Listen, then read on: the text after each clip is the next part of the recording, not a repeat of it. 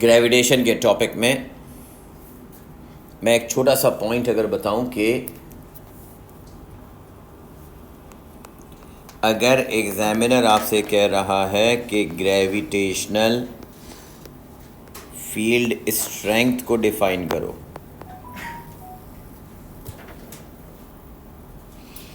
या इसी को कह सकता है वो सिंपली कि ग्रेविटेशनल फील्ड डिफाइन करें, तो ग्रेविटेशनल फील्ड या ग्रेविटेशनल फील्ड स्ट्रेंथ स्मॉल जी मांग रहा है वो। और वेट का फॉर्मूला होता है बेटा एम जी, तो स्मॉल जी का मतलब होता है वेट अपॉन एम। वेट को हम ओ लेवल में वेट कहते थे, यहाँ पर हम ग्रेविटेशनल फोर्स कहते हैं। क्या कहते हैं? ग्रेविटेशनल फोर्स, याद रखिएगा। The ratio of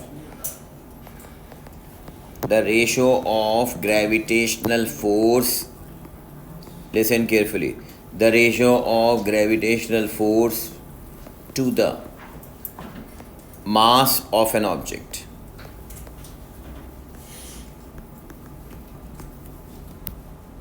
The ratio of gravitational force to the mass of an object represents gravitational field strength. इसका मतलब होता है एक्चुअली ग्रेविटेशनल फील्ड स्ट्रेंथ। अगर आपसे पूछा जाएगा तो आप ये इसकी डेफिनेशन लिखेंगे। अच्छा, अब वो आपसे कहेगा कि डिफाइन ग्रेविटेशनल फील्ड लाइंस। अब ये दूसरा पॉइंट है, gravitational field lines.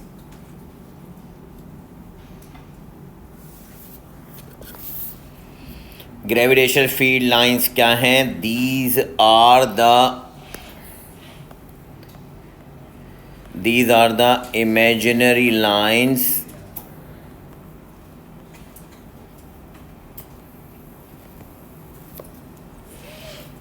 drawn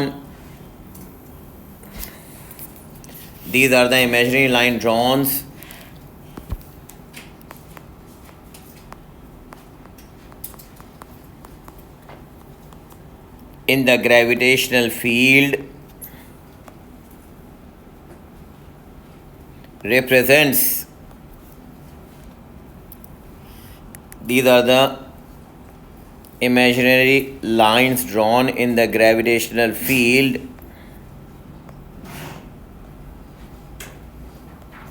represents the direction and strength of field.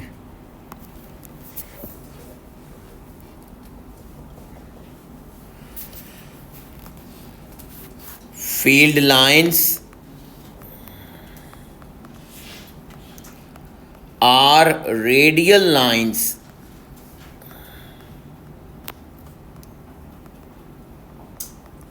directed inwards towards the center.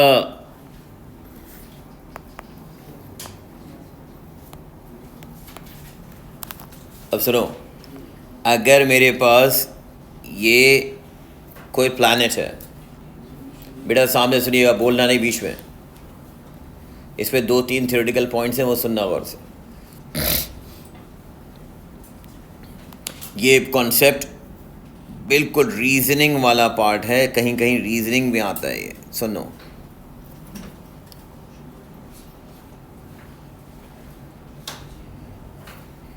ये सरफेस है प्लैनेट की, वो आपसे कहेगा एग्जाम में ग्रेविटेशनल फील्ड लाइंस ड्रॉ करें। सुनना ज़रा, तो मैं ग्रेविटेशनल फील्ड लाइंस तुमसे कहूँगा हमेशा कि प्लस, प्लीज़ लिसन, सामने देखना, प्लस मैं आपसे कहूँगा बिल्कुल सेंटर से एक प्लस और एक मल्टीप्लाई यानी क्रॉस,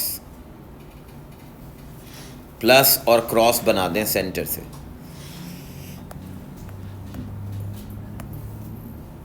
और प्लस और क्रॉस बनाने के बाद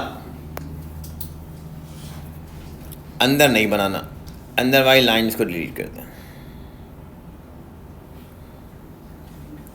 क्योंकि ग्रेविटेशनल फील्ड लाइंस, ये जो मैं लाइंस की बात कर रहा हूँ, these are always drawn from the surface of object. ये हमेशा सरफेस से बनाई जाएंगी। ये होंगी फील्ड लाइंस जो सरफेस से बनेंगी। डायरेक्टेड टुवर्ड्स द सेंटर कह सकते हैं, वो अलग बात है। इसको आप कहते हैं, ये हैं बेसिकली ग्रेविटेशनल फील्ड लाइंस। सामने देखना भाई ज़रा, मगर लाइन की लेंथ का इशू नहीं है, लेंथ कम ज़्यादा हो कोई मसला नहीं है। एक बात इंपॉर्टेंट सुनना ज़रा इन लाइन से रिलेटेड, कि इनके एरो इनवर्ड होंगे। सही है? अब सुनो, अगर मैं आपसे कहूं कि ये प्लैनेट ए है और इसका मास m है और इसकी ये ग्रेविटेशनल फील्ड लाइंस है जो इनवर्ड हैं। पहला पॉइंट, पहला केस, सामने देखना प्लीज, अटेंटिव, सामने नज़र रखना। अब अगर मैं आपसे ये कहूं कि मुझे ये बताओ कि ये एक दूसरा प्लैनेट है,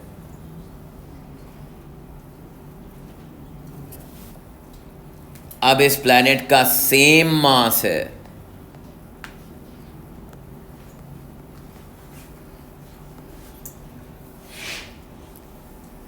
साइज कम हो गया, अब इसकी ग्रेविटेशनल फील्ड लाइंस कैसे बनेंगी? पहले वाले को कंपेयर करते हुए, अगर ये स्मॉल साइज का प्लैनेट है मगर दोनों का मास सेम है, अब मैं आपसे कहूं कि मुझे प्लैनेट बी की ग्रेविटेशनल फील्ड लाइंस बना के दिखाओ, तो तुम कहोगे, भाई बात सुने, मैं लॉजिकल जवाब दे रहा हूं, सामने देखना भाई, सामने। तुम कहोगे इसका रेडियस, ये एग्ज़ाम का क्वेश्चन होगा कहीं ना कहीं रीज़न वाला, 1 या 2 मार्क्स का। आप कहेंगे ये रेडियस था ए का, अब बी छोटा हो गया तो बी का रेडियस कम हो गया। बेटा ग्रेविटेशनल फील्ड स्ट्रेंथ याद रखें, ग्रेविटेशनल फील्ड स्ट्रेंथ का formula Gm/r², which shows that G is inversely proportional to r², क्योंकि मास तो कांस्टेंट है, मास मैंने पहले कह दिया कांस्टेंट है, तो G is inversely proportional to r² का मतलब r की वैल्यू अगर डिक्रीज होगी तो G की वैल्यू इंक्रीज होगी। इन शॉर्ट इसको देखो, थोड़ा दिमाग लगाओ तो इसको ये भी कह सकते हो, smaller in size greater in density, यानी कि प्लैनेट बी मास में छोटा है मगर भाई डेंसर ज़्यादा होगा, भारी ज़्यादा होगा, क्योंकि मास सेम है। Density is equals to mass upon volume. सोचना, density is equals to mass upon volume. B वाले का वॉल्यूम छोटा हो गया तो डेंसिटी बढ़ गई, डेंसिटी बढ़ गई तो ग्रेटर डेंसिटी का मतलब ज़्यादा डेंस है, ज़्यादा डेंस ऑब्जेक्ट ज़्यादा तेज़ी से खींचेगा, और ज़्यादा तेज़ी से खींचेगा तो मतलब ग्रेविटेशनल फील्ड स्ट्रेंथ ज़्यादा, मीन्स मोर लाइंस, रिमेंबर। अब जब आप बेटा स्मॉल ऑब्जेक्ट मास की, बहुत सारे स्टूडेंट इस पर गलती ये करेंगे कि यहाँ पर लाइंस कम बनाएंगे, मैं आपसे कहूँगा अब लाइंस ज़्यादा बनेंगी। ये देखना, ये अगर सेंटर से आप लाइंस ड्रॉ कर रहे हैं, लेंथ का मसला नहीं है, अब ये ऊपर से लाइन ड्रॉ होगी, अब यहाँ से जो लाइन थी अब वो ज़्यादा स्ट्रॉन्गर होगी टूवर्ड्स द सेंटर ही। ये अप्रॉक्सीमेट बना रहा हूँ, स्केल से बनाओगे, मगर पहले के मुकाबले में अब मोर नंबर ऑफ लाइंस होंगी। एरो सबका इनवर्ड ही होगा। Greater field lines means greater field strength, greater field lines means greater field strength, यानी कि यहां पर जो स्ट्रेंथ है, ये नोट करें, यहां पर स्ट्रेंथ अब ये ज़्यादा हो गई, साइज छोटा हुआ तो स्ट्रेंथ ज़्यादा हो गई क्योंकि डेंसिटी ज़्यादा है। अब एक और, ये पहला पॉइंट था बेटा जहां मैंने साइज को रिड्यूस किया, मास को सेम रखा। अगला पॉइंट सुनना,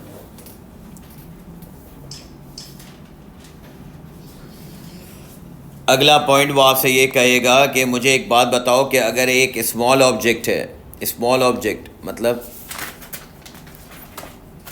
स्मॉल वॉल्यूम और एक लार्ज वॉल्यूम है, बेटा प्लीज़ अटेंटिवली मेरी बात सुने, एक वो सैटेलाइट है, मतलब वो सॉरी प्लैनेट है जिसका रेडियस छोटा है,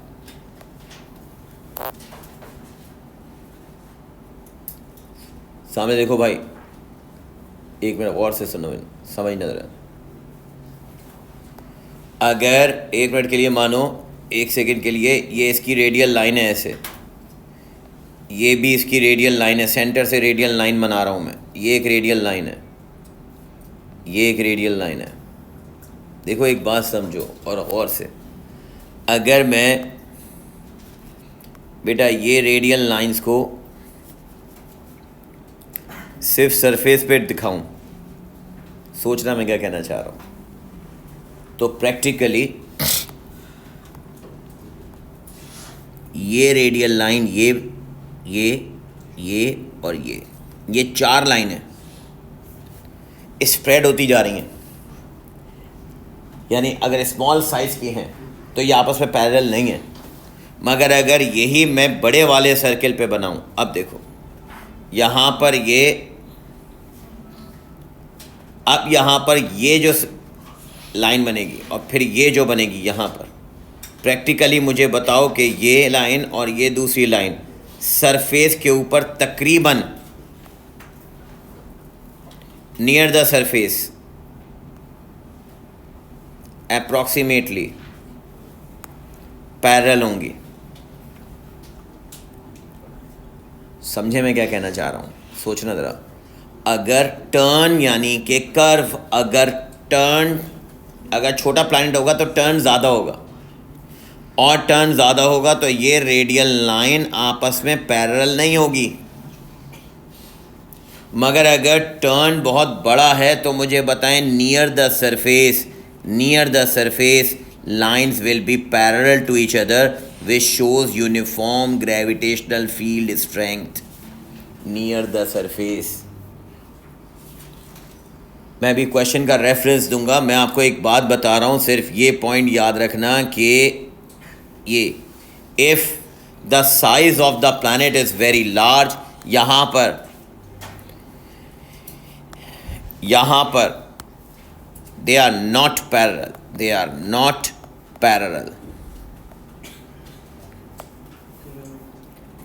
यहाँ पर approximately parallel।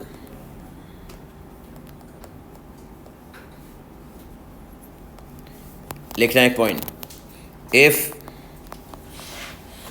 the planet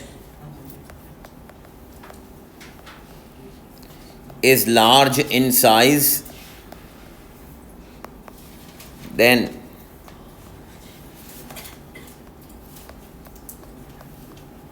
near the surface,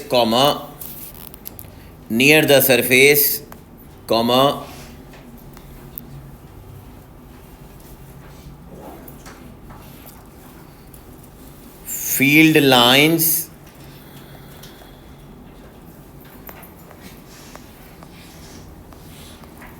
are approximately parallel,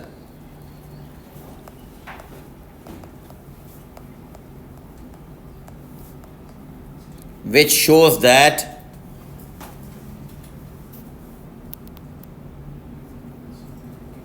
field lines approximately parallel होंगे, which shows that gravitational field strength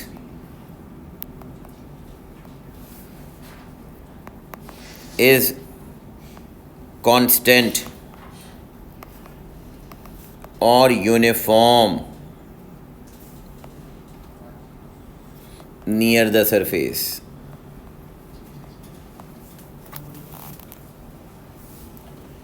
क्योंकि हम कहते हैं कि जैसे जैसे ऑब्जेक्ट सरफेस ऑफ अर्थ से दूर जाता जाएगा ग्रेविटेशन फील्ड स्ट्रेंथ वीक होती जाएगी। मगर वो ये कह रहा है कि भाई ग्रेविटेशनल फील्ड स्ट्रेंथ, समझें एक सवाल क्या है, वो कह रहा है ग्रेविटेशनल फील्ड स्ट्रेंथ यहाँ पर, यहाँ पर, यहाँ पर और यहाँ पर तकरीबन सेम है। Near the surface gravitational field strength same है, क्योंकि आप कहेंगे near the surface lines parallel हैं, parallel field lines means, parallel lines means equal gravitational field strength. तो सरफेस के करीब इक्वल ग्रेविटेशनल फील्ड स्ट्रेंथ है। पॉइंट नंबर 3 देखें।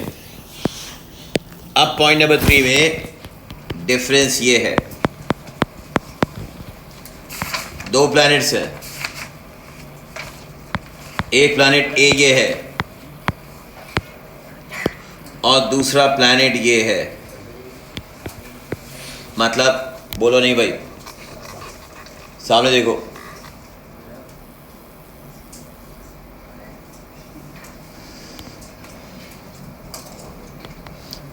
इसमें से ये वाला इसका सेंटर सामने देखिए भाई, पॉइंट एक प्लैनेट के सरफेस पर हर पॉइंट पर ग्रेविटेशनल फील्ड स्ट्रेंथ कांस्टेंट है, मगर प्लैनेट बी के सरफेस पर हर पॉइंट पर ग्रेविटेशनल फील्ड स्ट्रेंथ कांस्टेंट नहीं होगी। वजह बताता हूँ। जी का फॉर्मूला है capital G M divided by R square.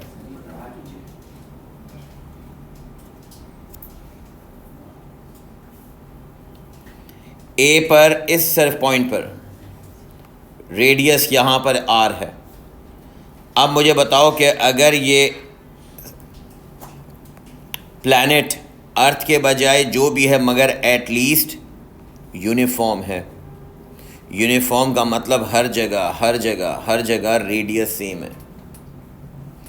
इसको कहते हैं बेटा पॉइंट मास। अब सुन लो, ये पॉइंट मास का जिक्र बार बार आएगा आगे। पॉइंट मास का मतलब the whole mass of an object concentrated at the centre and the radius is uniform through out.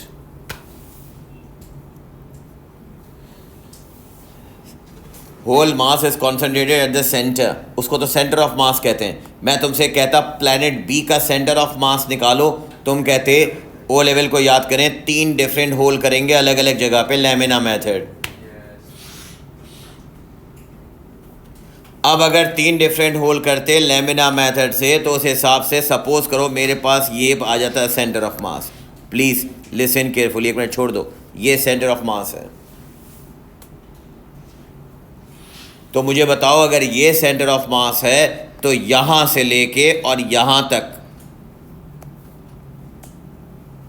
जो रेडियस है, क्या वो यहाँ से लेके यहाँ तक के रेडियस के बराबर है? क्या वो यहाँ से यहाँ तक के रेडियस के बराबर है? इसका मतलब अगर आप हर एक सरफेस पर जी की वैल्यू निकालना चाहो तो जी का फॉर्मूला होता है capital G M upon R square. आप कहेंगे भाई इन चारों जगहों पर आर अलग अलग है इसलिए जी अलग अलग होगा। यस और no? Is that clear? For non uniform planet, for लिखना, for non uniform planet comma radius is not constant, radius constant नहीं है, and hence the value enhance value of G gravitational field strength, value of G varies at surface.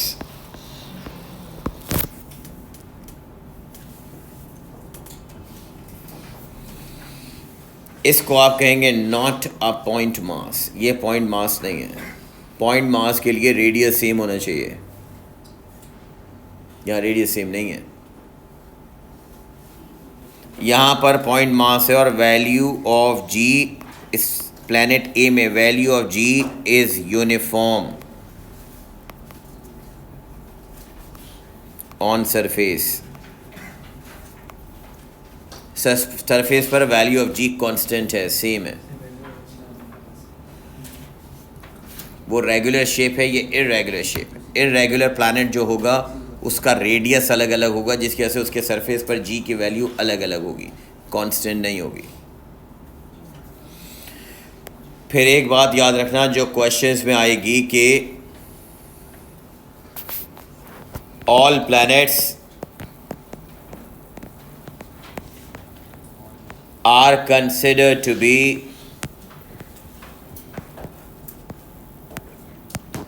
spherical in shape.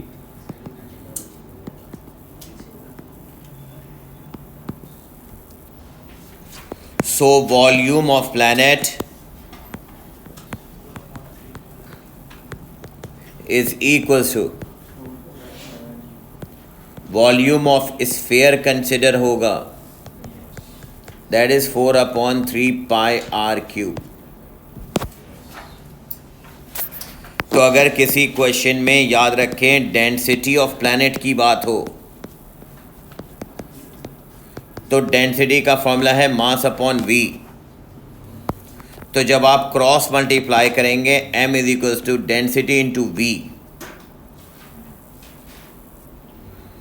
तो फिर m is equals to density multiply by volume की जगह 4/3 पाई R cube होगा। ये बात याद रहे।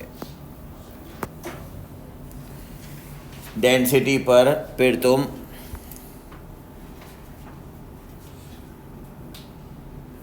Four upon three pi R cube लगाओगे।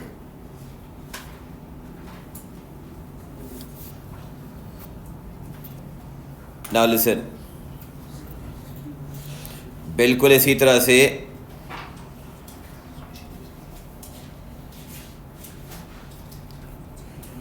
लुक एट क्वेश्चन नंबर 30 में देखें। द प्लैनेट जुपिटर, अभी सामने देखना, लिखना नहीं, सिर्फ सामने देखना। पहले सवाल लेना फिर इसकी पिक्चर ले लेंगे। The planet Jupiter and one of its moon Io may be considered to be uniform sphere that are isolated in space. Jupiter has radius r, mean density rho. Io mass m, circular orbit about the Jupiter with radius nr। सुने अब मसला क्या है। वो कह रहा है दो अलग अलग पॉइंट्स हैं, प्लीज लिसन, थोड़ा सा कॉन्सेंट्रेट करना सवाल में। जुपिटर जो प्लैनेट है उसका अपना रेडियस r है, कैपिटल R, मगर जो ये इसके अराउंड मास मून रोटेट कर रहा है वो मून रेडियस nr में रोटेट कर रहा है, स्मॉल n इंटू r। अब वो कह रहा है कि शो दैट ये फॉर्मूला किसका, प्लैनेट, सॉरी इस ऑब्जेक्ट मून का जो मून रोटेट कर रहा है। मैंने जब स्टार्ट किया बेटा तो मैंने कहा जुपिटर के लिए density is equals to mass upon volume.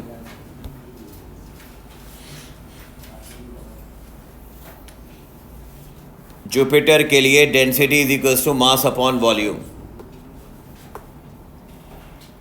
यहां पर ये हर कोई याद रखेगा कि ये m सोर्स मास है। सोर्स मास का मतलब जुपिटर है। जब क्रॉस मल्टीप्लाई किया तो मैंने वॉल्यूम की जगह 4/3 पाई आर क्यूब रखा, क्योंकि भाई m जुपिटर की बात हो रही है और जुपिटर सोर्स मास है, उसका रेडियस r है, तो वॉल्यूम में उसका फॉर्मूला r रखा जाएगा। फिर अब एक ऑब्जेक्ट है जो रोटेट हो रहा है, प्लीज़ लिसन। जो ऑब्जेक्ट रोटेट हो रहा है उसके लिए मैं आपको बता चुका हूँ कि हमेशा कोई ऑब्जेक्ट अगर दूसरे ऑब्जेक्ट के रोटेट होगा तो उस पर स्टार्ट करेंगे हमेशा इस पॉइंट से, F G equals to F C. अब जब यहाँ मैंने फॉर्मूला रखा, ज़रा दिमाग लगाना अपना, F G equals to gravitational force between object moon and source mass Jupiter, और उन दोनों के बीच में डिस्टेंस कितना आ जाएगा, एन आर का स्क्वायर। डायग्राम में दोबारा देखो, ये समझो।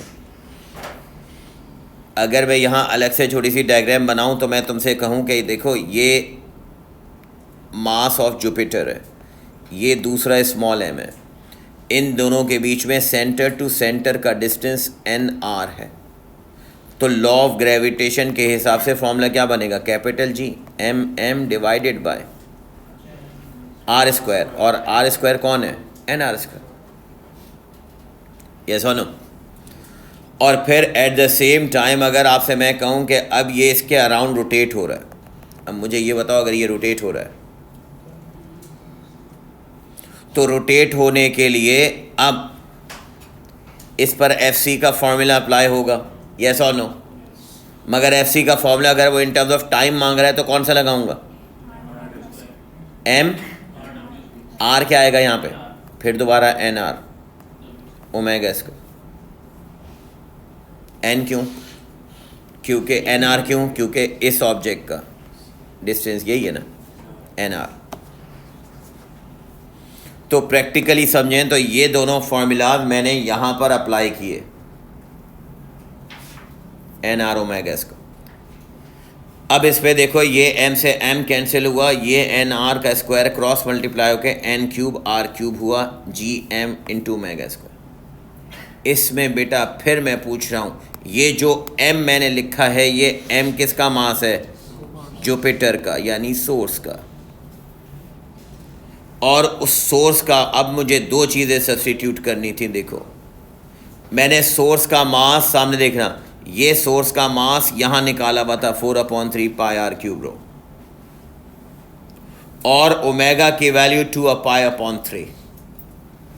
तो इसका मतलब ये जो फॉर्मूला था मैंने पहले तुम्हें यहाँ लिखने के लिए ओमेगा की जगह 2π/t रख दिया भाई। ये समझ में आई बात, जहाँ ओमेगा था बेटा वहाँ 2π/t रखा, और लेफ्ट पे जहाँ m था मास ऑफ जुपिटर, उसकी जगह मास ऑफ जुपिटर की वैल्यू रख दी ये वाली 4/3 पाई आर क्यूब इंटू रो, यहाँ रख दी। जब ये आपने वैल्यू रखी तो 4/3 पाई और 4/4 पाई कैंसिल, आर क्यूब से R cube cancel. Left side पर आपके पास सिर्फ 1/3 बचा, जी बचा, डेंसिटी बची, और ये जो डिनोमिनेटर में टी स्क्वायर था ये आके इधर शिफ्ट हो गया। राइट साइड पर एन क्यूब बचा, और 1 पाई से पाई स्क्वायर कैंसिल हुआ था तो 1 पाई बच गया। तुमने डेरिवेशन करनी थी डेंसिटी इंटू टी स्क्वायर के लिए, तो डेंसिटी इंटू टी स्क्वायर को यहाँ रखा रहे तो टी डिवाइड हो रहा है, क्रॉस मल्टीप्लाई हो जाएगा, और जी मल्टीप्लाई हो रहा है, डिवाइड हो जाएगा। ये चीज़ बन गई आपकी। ये था डेंसिटी का कॉन्सेप्ट जो बताया था। ये लिख लें।